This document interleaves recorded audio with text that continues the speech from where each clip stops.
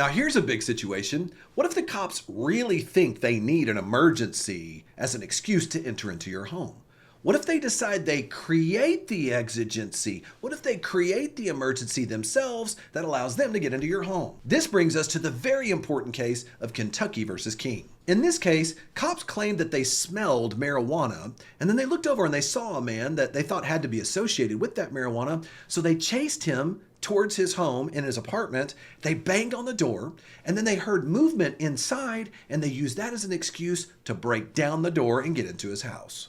In this case, the court gave us a very specific rule about helping us determine when a cop creates the exigency or the emergency, or when they have the justification to enter into the home. The Supreme Court said, and I quote, "As long as the police do not violate or threaten to violate the Fourth Amendment to create the exigency, then the police can still rely upon this exception." So, if cops come to your front door, simply knocking on the front door, if that means someone then reacts and makes a loud noise or does something that the cops can now objectively interpret as being creating an emergency, then police can then use that as an excuse to break down your door.